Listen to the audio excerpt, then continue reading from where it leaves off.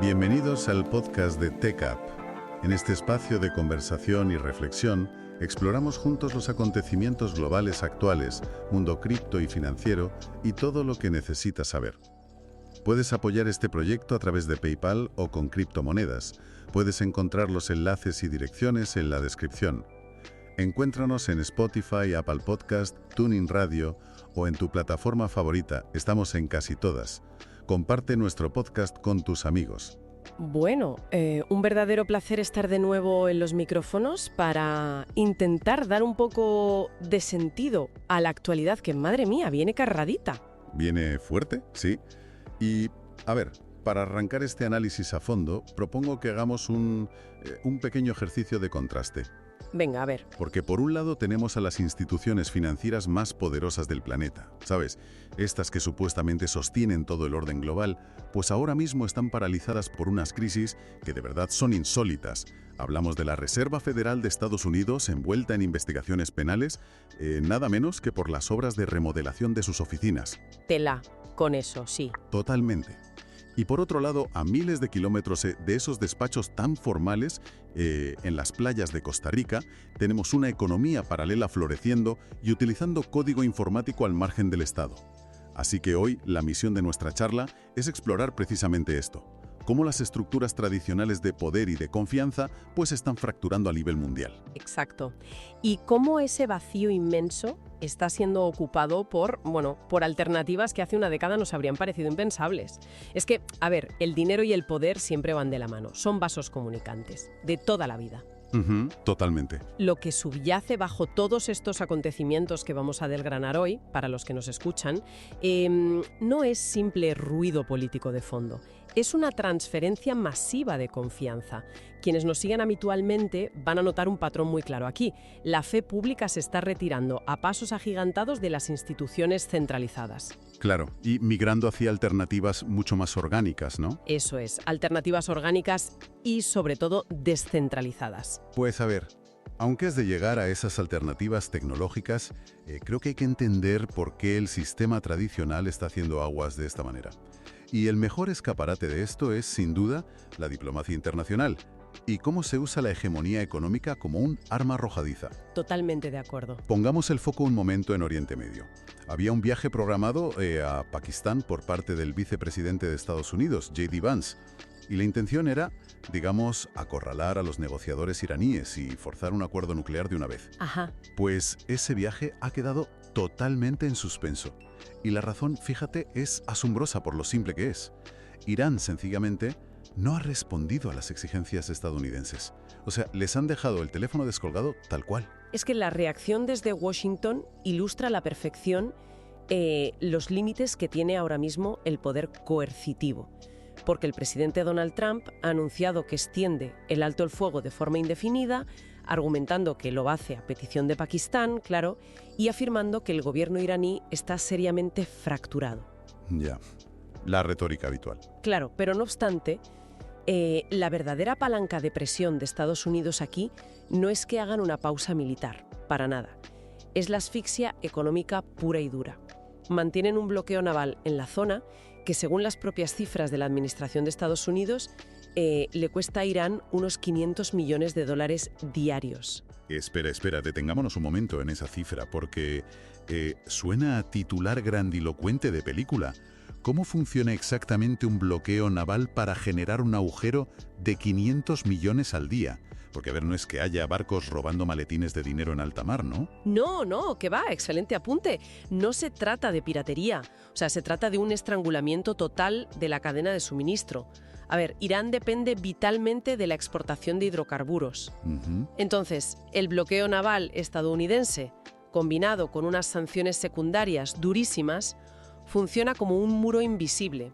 Si un buque petrolero iraní intenta salir al mercado, Estados Unidos amenaza directamente con sancionar a cualquier puerto que lo reciba, a cualquier aseguradora que intente cubrir ese viaje y a cualquier banco que procese el pago en dólares. Madre mía. Claro, esos 500 millones diarios representan el valor de las exportaciones petroleras y comerciales que Irán, pues, no puede colocar en el mercado internacional o que tiene que vender casi de tapadillo a través del mercado negro con descuentos masivos. O sea, es la hegemonía del dólar y el control de las rutas marítimas operando en un tándem perfecto. Ya veo, ya veo. Entendido el mecanismo, la paradoja brutal aquí es que Irán no parece estar doblegándose ante esa presión de, medio billón de dólares diario. Para nada. Porque, en contraposición a esta narrativa que lanza Washington, Teherán percibe esta extensión del alto al fuego como una derrota estratégica enorme de Estados Unidos. Lo leen directamente como debilidad. Totalmente. Y de hecho, lejos de sentarse en la mesa a negociar, pues rechazan cualquier tipo de acercamiento, sacan a pasear su misil balístico Khorramshahr 4 por las calles de la capital. Que no es poca cosa, ¿eh? No, un proyectil con 2.000 kilómetros de alcance, fíjate. Y encima suben la apuesta atacando un buque portacontenedores frente a las costas de Omán. Todo esto como represalia, dicen ellos, por la incautación previa de un barco iraní por parte de Estados Unidos. Es que eso es la definición de manual de una escalada simétrica. Por un lado, los informes diplomáticos que hemos estado viendo confirman que tanto Estados Unidos como Israel ya asumen que el acuerdo es, papel mojado. Y tienen planes conjuntos listos para reanudar la guerra. Claro. Y de forma simultánea, pues el Tesoro de Estados Unidos ha lanzado otra ronda de castigos, sancionando a 14 entidades adicionales que están ubicadas en Irán, en Turquía y en los Emiratos Árabes Unidos. Ojo, y mientras Estados Unidos usa este martillo constante de las sanciones, el otro gran bloque occidental, la Unión Europea, demuestra una parálisis institucional que sinceramente es preocupante frente a conflictos similares. Ya te digo. Porque recientemente el bloque intentó suspender su acuerdo de asociación con Israel. Había países como España, Irlanda y Eslovenia presionando muy fuertemente, alegando vulneraciones graves de derechos humanos. Sí. Sin embargo, la medida fracasó estrepitosamente porque Alemania e Italia la bloquearon en seco. Y ojo, porque el impacto de ese bloqueo interno es monumental a nivel puramente comercial. Para que la audiencia comprenda la magnitud de esto, si ese acuerdo de asociación se hubiera suspendido realmente, miles de productos que actualmente entran al mercado europeo con un arancel del 0%, habrían pasado a pagar automáticamente entre un 8 y un 40% en aduanas. ¡Qué locura! Sí. Hablamos de que colapsarían cadenas de importación enteras.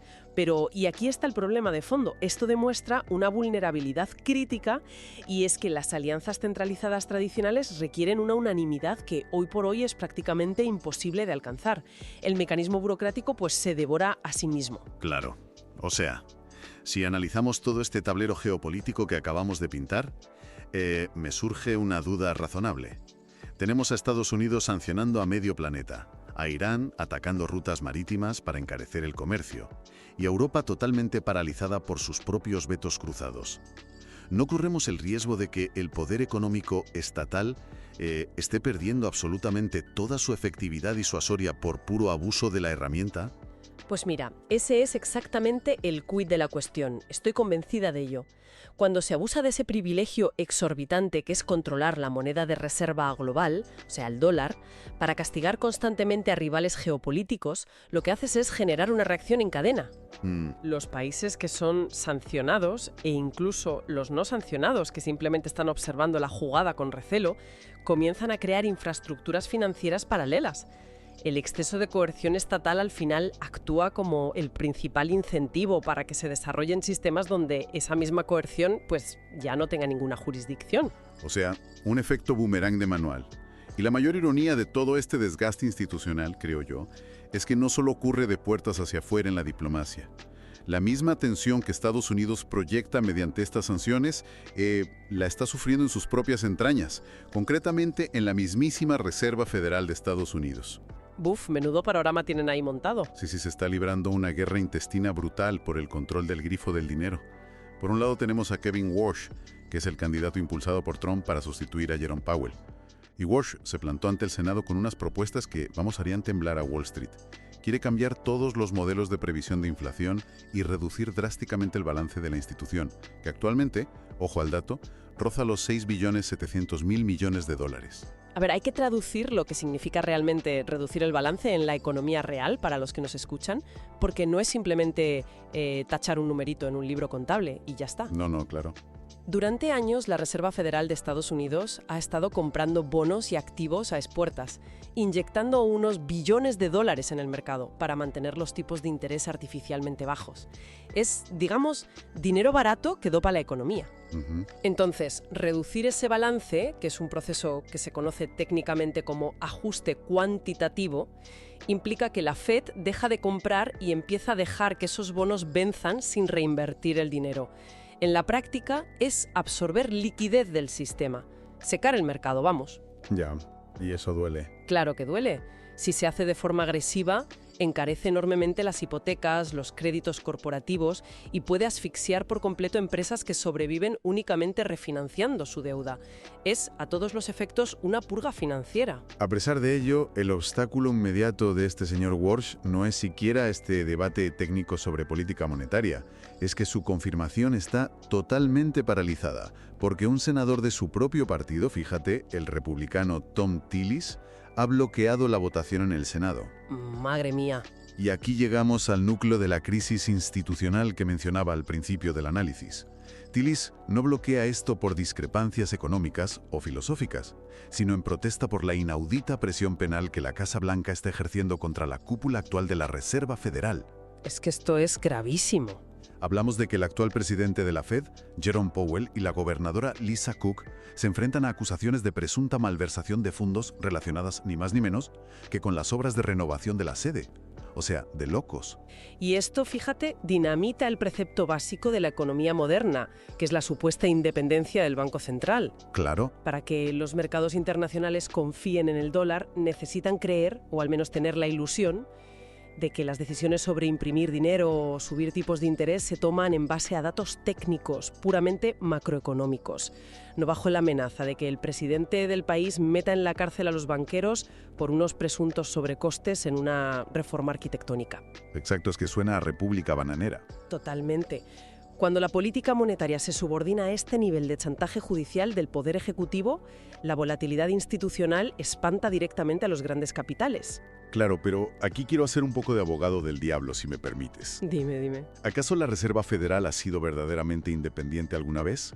Porque, a ver, siempre ha habido presiones presidenciales veladas, llamadas de atención, tweets desde la Casa Blanca. ¿Qué hace que esta situación sea tan radicalmente diferente? A ver, es cierto que la presión política siempre ha existido, desde Nixon hasta la actualidad, eso es innegable. Pero la diferencia abismal aquí es el mecanismo que se está utilizando. Ya. Antes, las presiones eran públicas, políticas o mediáticas. Ahora se está utilizando el aparato judicial penal del Estado como una herramienta de asedio personal contra los mismísimos emisores de la moneda. Eso es cruzar una línea roja tremenda. Y cuando el garante final del dinero fiduciario sufre esta politización extrema, pues la certidumbre sobre el valor futuro de ese papel moneda sencillamente se evapora. Lo cual nos lleva a una conclusión bastante lógica, ¿no?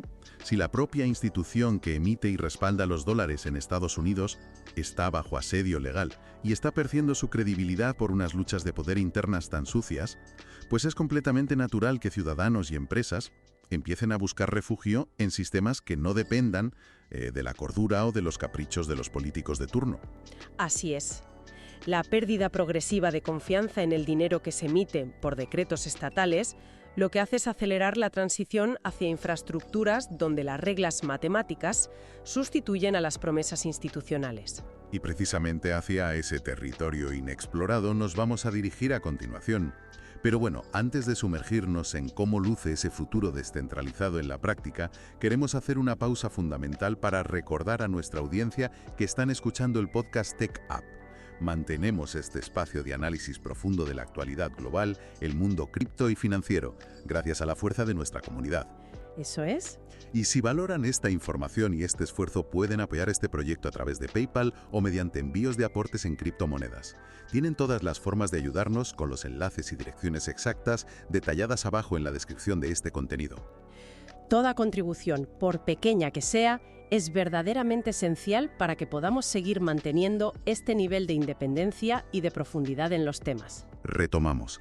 Ante la incertidumbre tremenda de las monedas estatales que acabamos de analizar, pues resulta que surgen ecosistemas que han decidido básicamente dejar de esperar soluciones desde arriba. Ajá.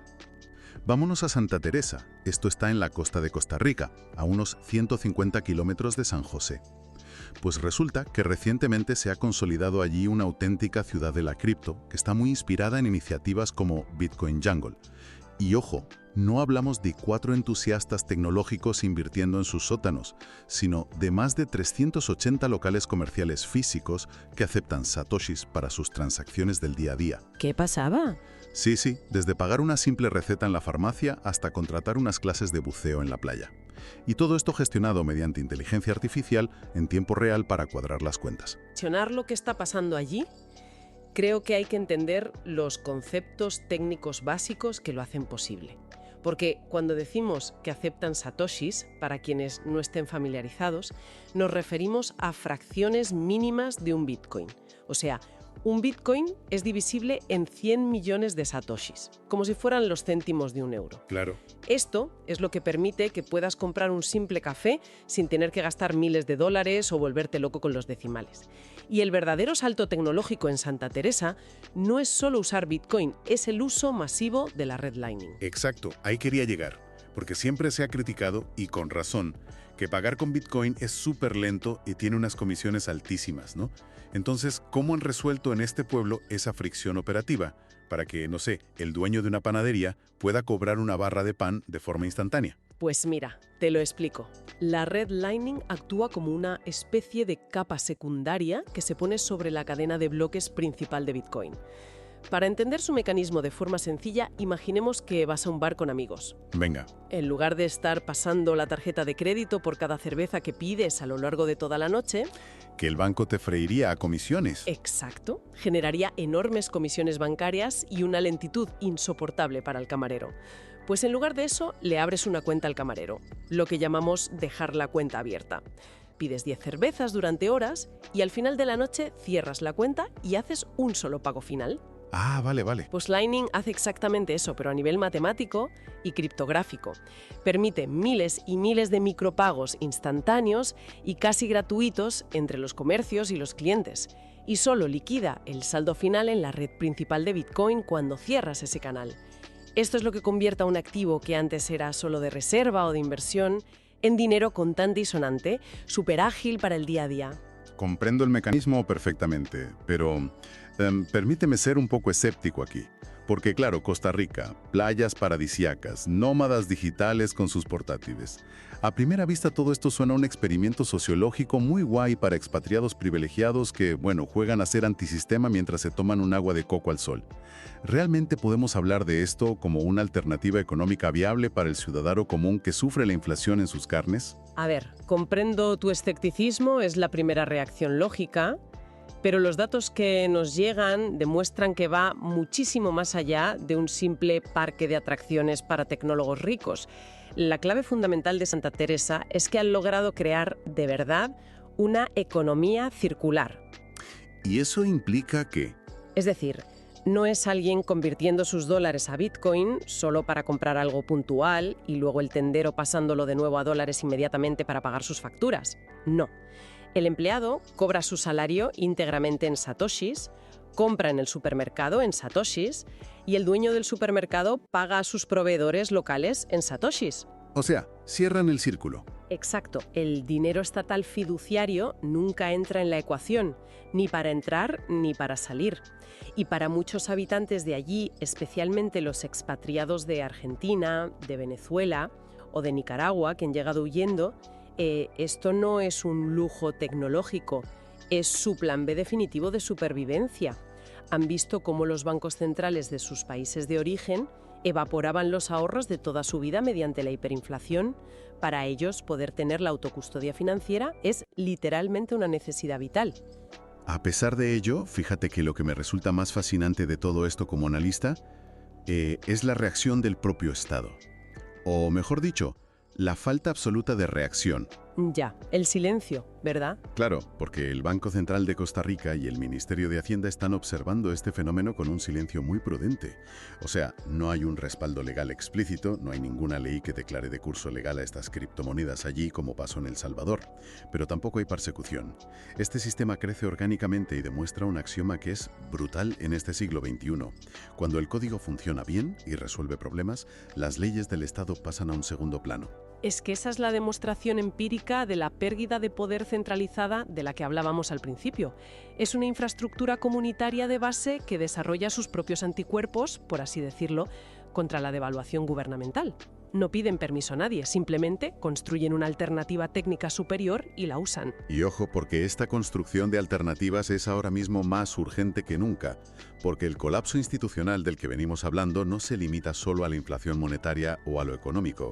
Si ampliamos un poco la vista y observamos a toda América Latina en su conjunto, lo que vemos no son incidentes aislados, es un desgaste profundo, simultáneo, de los principales pilares del contrato social. Totalmente. Y creo que merece mucho la pena detenerse a analizar cómo se está manifestando esa fractura en los diferentes ámbitos de la sociedad, porque es generalizado. Sí, vamos a hacer ese mapeo sistemático para que se entienda, empezando por la fe democrática, que es la base. En Perú, el jefe de la autoridad electoral, Piero Corbeto, se vio forzado a dimitir hace nada.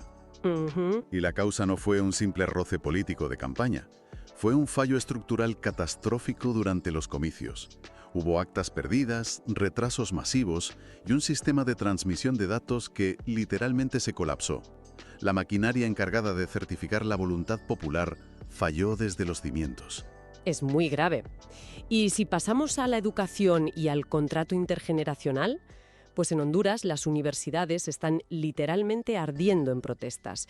Tienes a miles de estudiantes en las calles enfrentándose a unos recortes drásticos que ha impulsado el presidente Nasri Azfura. Que, por cierto, es una figura que cuenta con el espaldarazo internacional explícito de Trump. Así es.